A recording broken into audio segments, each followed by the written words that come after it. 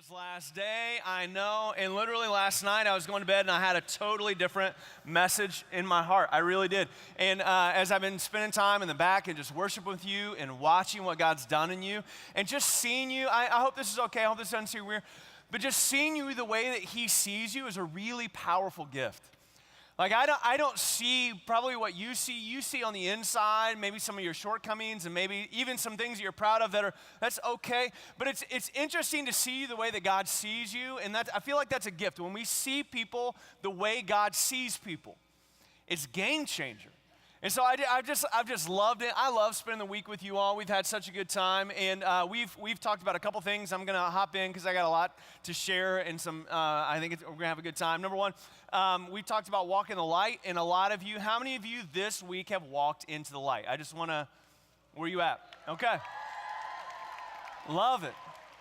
Love it. And then we talked about belief, and I felt like from the get-go, we don't just believe, and it's not just intellectual. It's like, what are you going to put your trust in? Who are you going to put your hope in?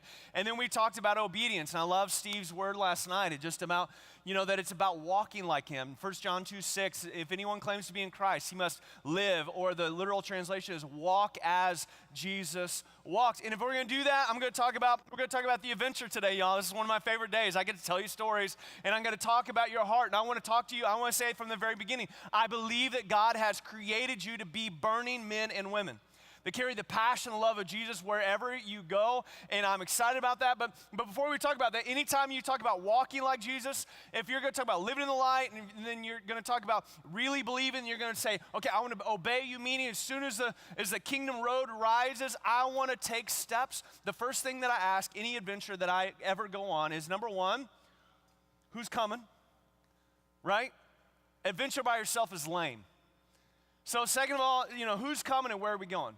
So my son asked that last night. It was about midnight. We got back in, and y'all were up until you're crazy people. You're up forever. And so like midnight, there's a party starting, and so Sam was like, I got to go to the party. I'm like, all right, go. But brother, I gotta preach in the morning. You got to be back at a certain time.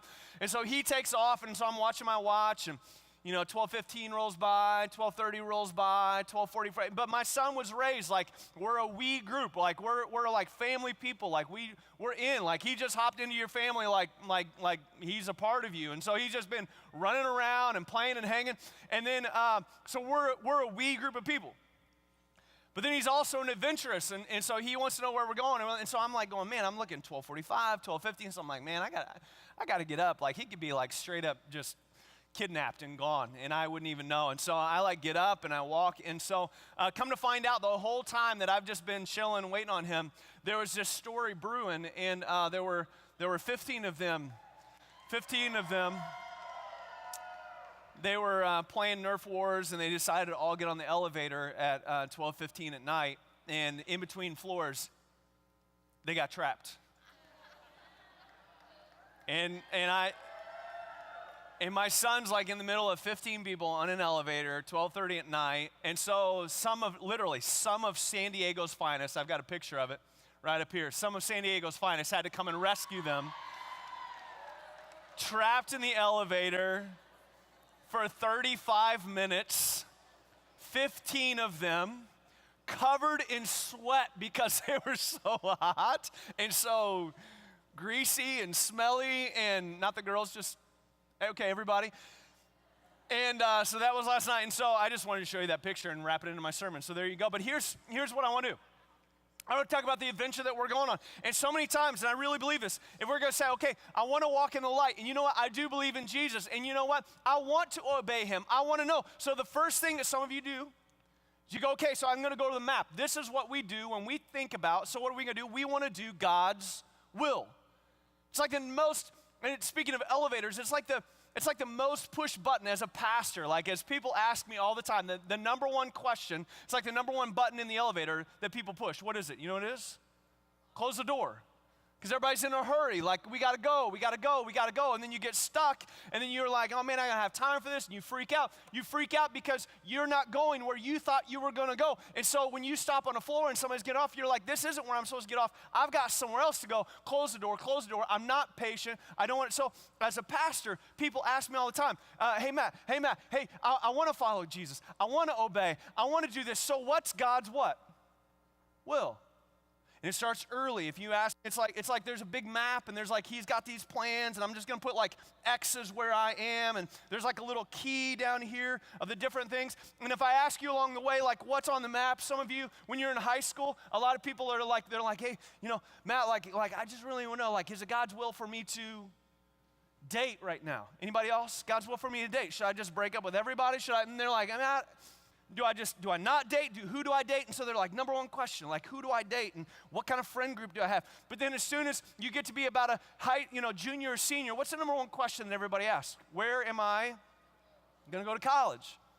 So I get this all the time. They're like, hey, you know what? I really like I want to do what God wants me to do, and I want to be in his will. And so, Matt, like, what's God's will for me in college, and how do I know, and then it's funny enough, man, I spend a lot of time with college-age students, and college-age students, they start getting through college, and towards the end of college, they come back in the room. They're like, okay, man, I want to follow Jesus. I want to walk, I want to do what he wants me to do. I want to be in his will. And so how do I know his will for, what's the next question? Where am I supposed to, where am I going to work?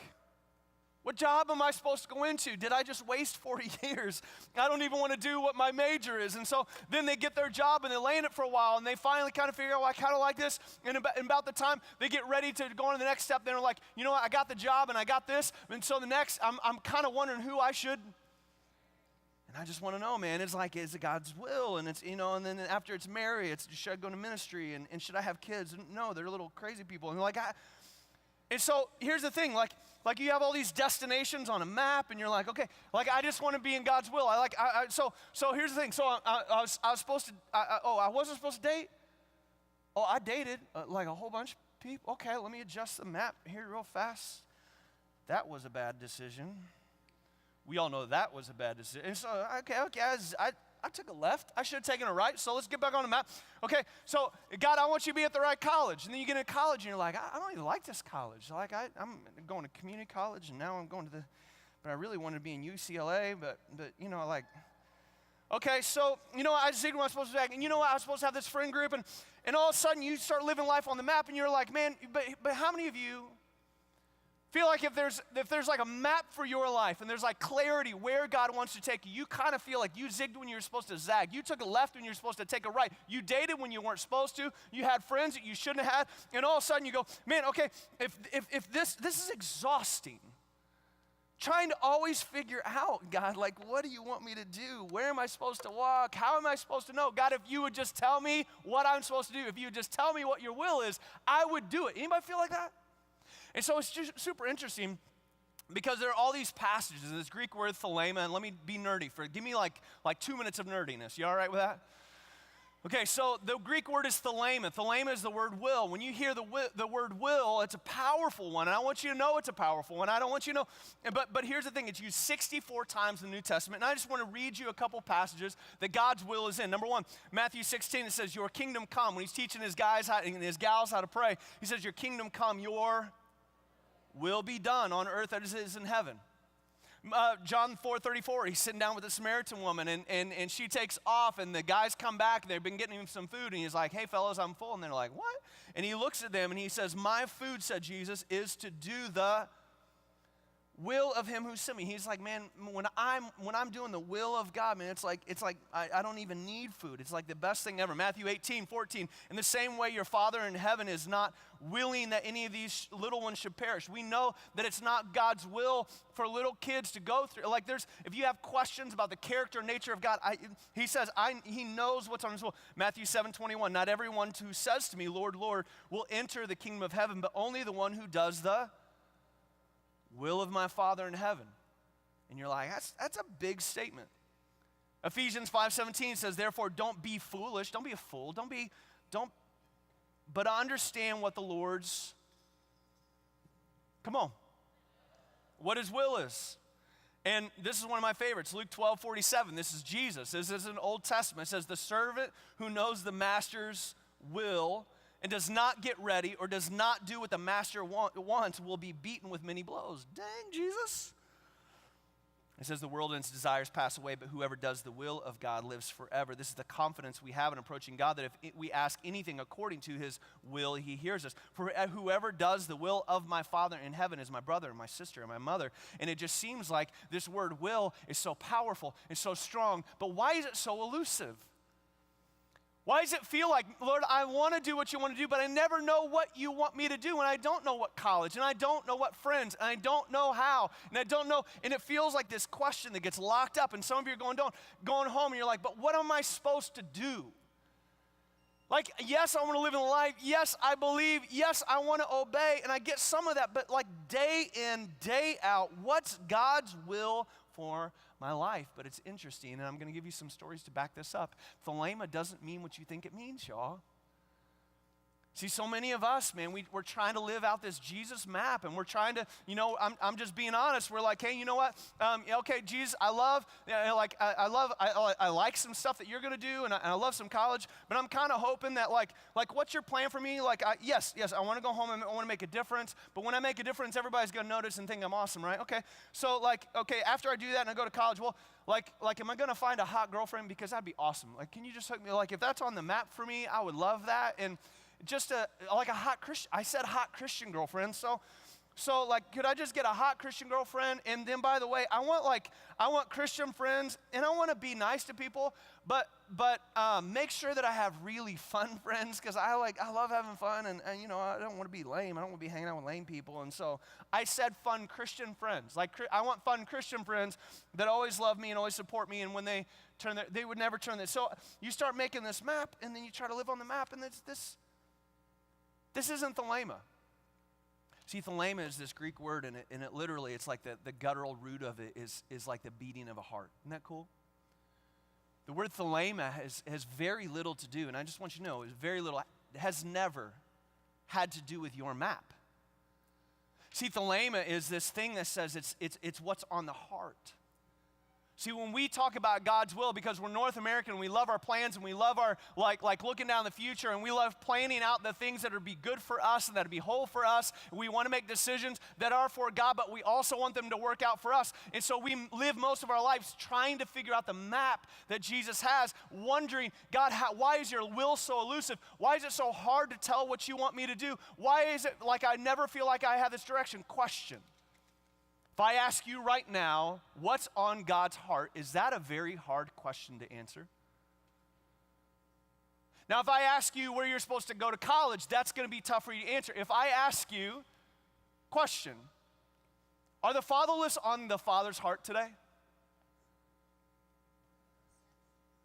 Question, are lonely people, like people that are stuck in loneliness, are they on the Father's heart today?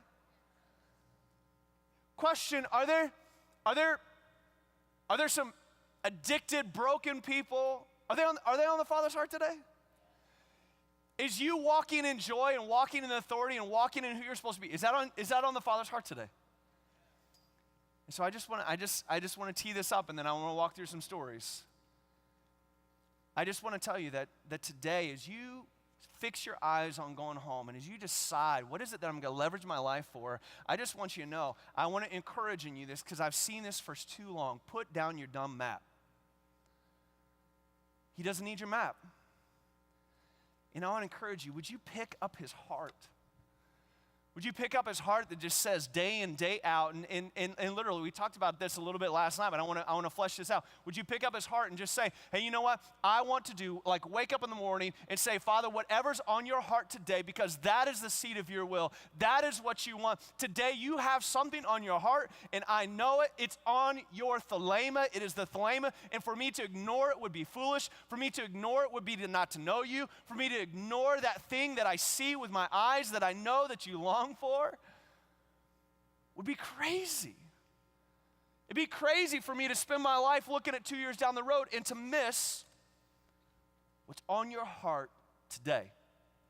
So I'm driving home, story time. And some of these, I don't know which stories I tell you, so I think these are all new stories, but here we go. You ready? So I'm driving home, and I'm driving home from talking to a bunch of people and a bunch of students. We're all gathered around, and as we're gathered around, we're just like, you know what? Let's just live this way. What's like whatever's on your heart, Father, we want to be available for that, because that's the adventure, that's life, that's fullness. Like, that's what's on your heart today. You know, we care so much about 2 years down the road, but if we figured out today, tomorrow would take care of itself. That's just straight Bible. And so we just say that. And so I'm driving home, and I'm driving past McDonald's, and there's my wife loves Diet Coke, used to love Diet Coke, and because they have the best Diet Coke. I don't know if you knew that, but I'm driving past, and I'm just praying like in my car like a crazy person. I'm like, Lord, man, I don't want to be a fake, man. I don't want to be a fraud. Like, I want to do what's on your heart today, and I feel like I've been waking up recently, and I'm just doing my own thing, and I'm looking at my future plans and the kind of dad I'm going to be and the kind of pastor I'm going to be. But God, I just want you to know I'm available for you right now. I'm serious, man. I'm like, whatever you want to do, starting tomorrow, it's going to be great. So I'm driving, and I get into the McDonald's line. I'm still kind of praying. As I pull up to the drive-thru, I start getting ready to order my dumb Diet Coke and maybe a double cheeseburger for myself, and I'm just sitting there, and I'm just like, hey, and I'm just praying, and all of a sudden this thing comes over me, and I can't explain it, and I'm not going to put God in the box, and he speaks to people differently, but he's just like, I want you to talk to the McDonald's guy. I'm like, brother, I ain't talking to the McDonald's guy. Like, it's not, like, you're not, and then you, like, play these games out, you're like, I think I'm a crazy person. God, you don't care about, okay, you do care about McDonald's people, but you don't want me talking to McDonald's people? Like, that's not really on your heart, that's not really, no. So I order my Diet Coke, I order my double cheeseburger, I pull up to the window, I'm fighting him the whole time, thinking I'm just crazy, I'm sleepy, I just want to go home. It's like late, I need to kiss my kids goodbye. And so I pull up to the window, guy, opens up the window, it's McDonald's, he opens up the window with this little thing that swings. And he swings open, he looks at me, and he's like, hey, man. And I'm like, hey, bro. And he's like, it's going to be a couple minutes on your burger. And just looks at me. And I'm like, close your little dumb window. No, Lord. Like, no, I'm not talking to I'm not. And I just look at him. I'm like, I don't know what to say. Do you ever know what to say? And I'm like, hey, you look a little tired. Did you have a rough night? No joke. He leans across. He's like, yeah, man. So last night I went to this Cuban party, and And I'm like, yeah, of course. Everybody knows what happens when you go to a Cuban party. And then he just kind of looks at me and he goes, and then a Mexican showed up, and I'm like, yeah, I totally know. And he's like, and then we went out back and my buddy got stabbed, and whew, it was a long night. I'm like, where are we going right now? What is going on right now? And let me just tell you, 2 minutes later, I fumbled my way through this. 2 minutes later, I'm praying in the drive-through line with the McDonald's guy named Travis. 3 Diet Cokes later, we're literally sitting at a coffee shop with a kid who just got out of juvie. He's a former white supremacist, knew nothing about Jesus, had no father, was violent, was driving through inner city streets, shooting at those people. And I'm sitting at a table explaining the gospel, watching him melt before the power of Jesus. Are you kidding me? That's crazy. I can tell you about Colton. I can tell you how many times I went to the gym when I was showing up to the gym. There's dumb Planet Fitness. I don't know if you have them or not, but I'm a cheapskate. And so I'm going to Planet Fitness, and there's a bunch of people that I don't know there. So I walk in, and I probably went there a month, and then I finally woke up and went, oh yeah, I'm a bearer of the gospel, and I bring the kingdom in my chest. And I just remember walking through the door, and I said, Lord, I'm available to you today. If there's anybody in here on your heart, I'm going to try to be available. I'm going to try to have your eyes for people. I just want to see people. I just want to do what you would do. And so I walk in, and I swear to you, within 3 minutes, I run into this guy named Colton. And Colton's trained to be an MMA guy, and he's a young 21-year-old, and brother's jacked. Like, he's just jacked, and he's handsome, and he looks like everything's fine on the outside, but you could just tell that he was on God's heart, and he was on God's heart, and I become friends with him. And I'm just going to fast forward the story, but within a week, we're friends. Within a month, he's calling me and texting me and coming to church every once in a while. Within about 6 months, I watched as all these other guys that I'm going to the gym with that are these young guys because we love doing this thing together. watching Colton get baptized, and then watching within a year of Colton getting baptized, him baptizing friend after friend after friend because he's so crazy about telling people about Jesus. That's crazy. That's crazy. I can tell you about when I walked out of my house and I sat on my front doorstep and I felt like I was being a good person and I felt like I was trying and everything, but I'm like running into people in airplanes and they're coming to Christ. I'm running into people but in my neighborhood it's like nothing, and I'm like, I live there and I'm like there all the time, and so I'm sitting on the on the front doorbell, and I remember sitting down on the front porch. I'm like, God, I'm so bad at this. Like, I'm a bad neighbor. Like, I've been living here for a couple years, and like, I don't feel like anything's happened. I'm like trying, I'm like doing my thing, and I just said, but God, I want you to know, man, I'm available. And whatever's on your heart today, man, I want to do it. And I just felt like he just spoke to me, literally in that moment, however he speaks to you. He just said, Matt, you don't love him the way I love him. And I said, I know, so just help me love him the way you love him, God. Like, I want to be available. I want to burn with like a passionate love. Like 1 John talks about. He just talks about. He can't read 1 John in its entirety. We've been grabbing pieces. You will hear him say, love, love, love, love, love, love, love. You want to figure it out? It's love. You want to figure out Jesus? It's love. You want to figure out friends? It's love. You want to figure out your addictions? It's love. And you have to love. When you love, everything takes care of itself.